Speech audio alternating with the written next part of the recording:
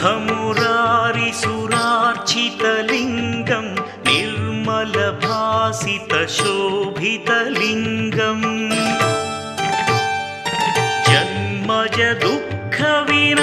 जन्मजदुःखविनाशकलिङ्गं तत्प्रणमामि सदा शिवलिङ्गम् देवमुनिप्रवरार्चितलिङ्गं कामदहन करुणाकरलिङ्गम् रावणदर्पविनाशकलिङ्गं तत्प्रणमामि सदा शिवलिङ्गम्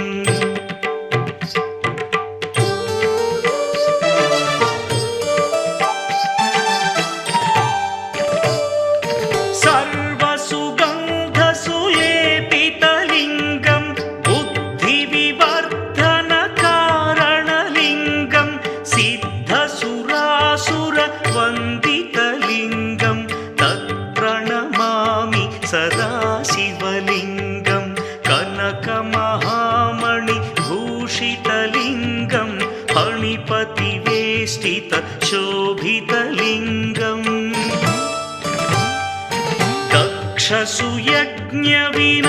दक्षसुयज्ञविनाशनलिङ्गं तत्प्रणमामि सदा शिवलिङ्गम् कुङ्कुमचन्दनलेपितलिङ्गं पङ्कजहार सुशोभितलिङ्गम्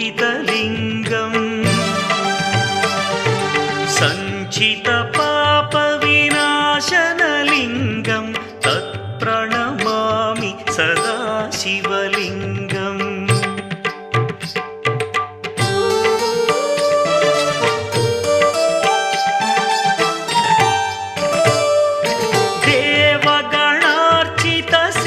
देवगणार्चितसेवितलिङ्गं भावैर्भक्तिभिरेव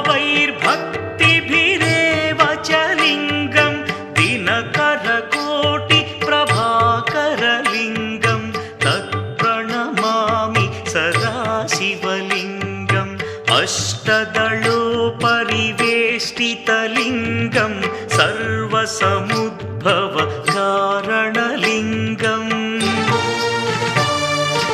अष्टदरिद्रविनाशनलिङ्गं तत्प्रणमामि सदा शिवलिङ्गम्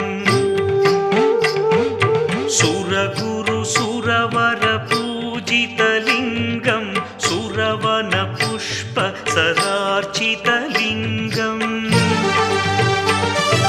परमपरं परमात्मकलिङ्गं तत्प्रणमामि सदा शिवलिङ्गम्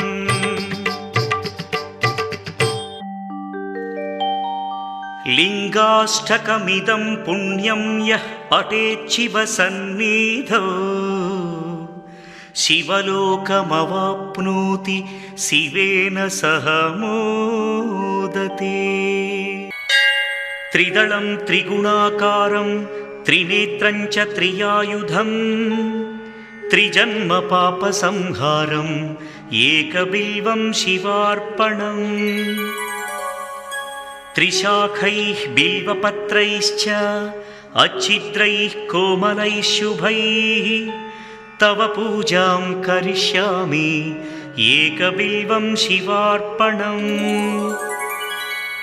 कोटिकन्या महादानं तिलपर्वतकोटयः काञ्चनं शैलदानेन एकबिल्वं शिवार्पणम् काशीक्षेत्रनिवासं च कालभैरवदर्शनं प्रयागे माधवं दृष्ट्वा एकबिल्वं शिवार्पणम् इन्दुवारे व्रतं स्थित्वा निराहारो महेश्वरा नक्तं हौष्यामि देवेश एकबिल्वं शिवार्पणम् रामलिङ्गप्रतिष्ठा च वैवाहिककृतं तथा तटाकादि च सन्तानम् एकबिल्वं शिवार्पणम् अखण्डबिल्वपत्रं च आयुतं शिवपूजनं कृतं नाम सहस्रेण एकबिल्वं शिवार्पणम् उमया सह देवेश नन्दिवाहनमेव च भस्मलेपन सर्वाङ्गम् एकबिल्वं शिवार्पणम् सालग्रामेषु विप्राणां तटाकं दशकूपयो यज्ञकोटिसहस्रस्य एकबिल्वं शिवार्पणम् दन्तिकोटिसहस्रेषु अश्वमेधशतक्रतौ कोटिकन्या महादानम् एकबिल्वं शिवार्पणम् बिल्वानां दर्शनं पुण्यं स्पर्शनं पापनाशनम् अघोरपापसंहारम् एकबिल्वं शिवार्पणम् सहस्रवेदपाठेषु ब्रह्मस्थापनमुच्यते अनेकव्रतकोटीनाम् एकबिल्वं शिवार्पणम्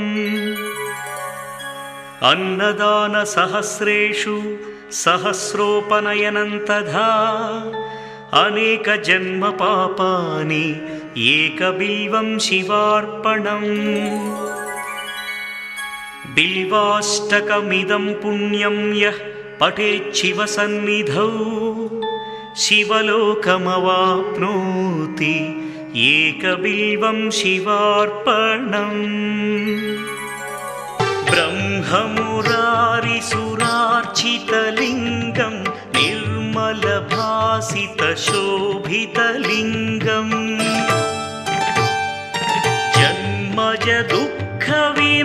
जन्मजदुःखविनाशकलिङ्गं तत्प्रणमामि सदा शिवलिङ्गम्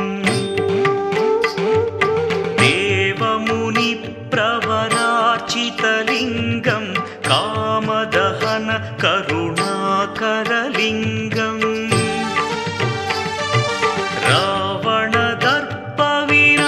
रावणदर्पविनाशकलिङ्गं तत्प्रणमामि सदा शिवलिङ्गम्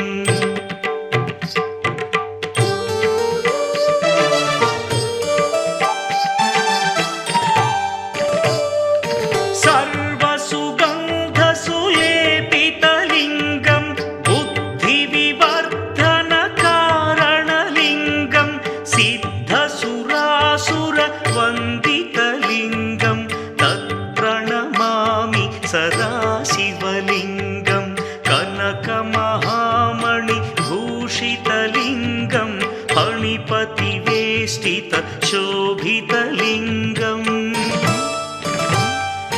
दक्षसुयज्ञविनाशनलिङ्गं तत्प्रणमामि सदा शिवलिङ्गम् कुङ्कुमचन्दनलेपितलिङ्गं पङ्कजहार सुशोभितलिङ्गम्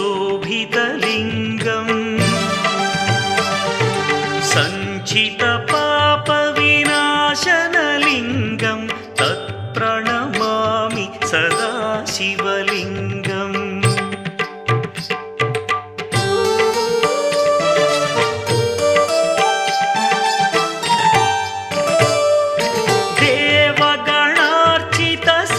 देवगणार्चितसेवितलिङ्गं भावैर्भक्तिभिरेव च लिङ्गं दिनकरकोटिप्रभाकरलिङ्गं तत्प्रणमामि सदा शिवलिङ्गम् अष्टदलोपरिवेष्टितलिङ्गं सर्वसमुद्भवकारणलिङ्गम्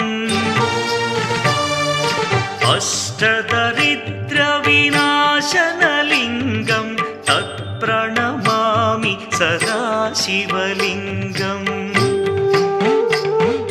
सुरगुरुसुरवरपूजितलिङ्गं सुरवनपुष्पसदार्चितलिङ्गम्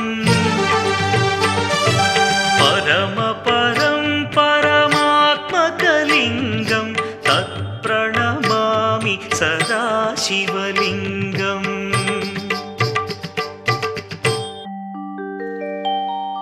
लिङ्गाष्टकमिदं पुण्यं यः पठेच्छिवसन्निधौ शिवलोकमवाप्नोति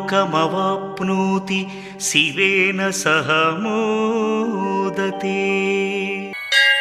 त्रिदलं त्रिगुणाकारं त्रिनेत्रं च त्रियायुधं त्रिजन्म पापसंहारं एकबिल्वं शिवार्पणम्। त्रिशाखैः बिल्वपत्रैश्च अच्छिद्रैः कोमलैः शुभैः तव पूजां करिष्यामि एकबिल्वं शिवार्पणम्। कोटिकन्या महादानं तिलपर्वतकोटयः काञ्चनं शैलदानेन एकबिल्वं शिवार्पणम्। काशीक्षेत्रनिवासं च कालभैरवदर्शनं प्रयागे माधवं दृष्ट्वा एकबिल्वं शिवार्पणम्। इन्दुवारे व्रतं स्थित्वा निराहारो महेश्वरा नक्तं हौष्यामि देवेश एकबिल्वं शिवार्पणम्। रामलिङ्गप्रतिष्ठा च वैवाहिककृतं तथा तटाकादि च सन्तानम् एकबिल्वं शिवार्पणम्। अखण्डबिल्वपत्रं च आयुतं शिवपूजनं कृतं नाम सहस्रेण एकबिल्वं शिवार्पणम्। उमया सह देवेश नन्दिवाहनमेव च भस्मलेपन सर्वाङ्गम् एकबिल्वं शिवार्पणम्। सालग्रामेषु विप्राणां तटाकं दशकूपयो यज्ञकोटिसहस्रस्य एकबिल्वं शिवार्पणम्। दन्तिकोटिसहस्रेषु अश्वमेधशतक्रतौ कोटिकन्या महादानम् एकबिल्वं शिवार्पणम्। बिल्वानां दर्शनं पुण्यं स्पर्शनं पापनाशनम् अघोरपापसंहारम् एकबिल्वं शिवार्पणम्। सहस्रवेदपाठेषु ब्रह्मस्थापनमुच्यते अनेकव्रतकोटीनाम् एकबिल्वं शिवार्पणम्। अन्नदानसहस्रेषु सहस्रोपनयनं तथा अनेकजन्मपापानि एकबिल्वं शिवार्पणम्।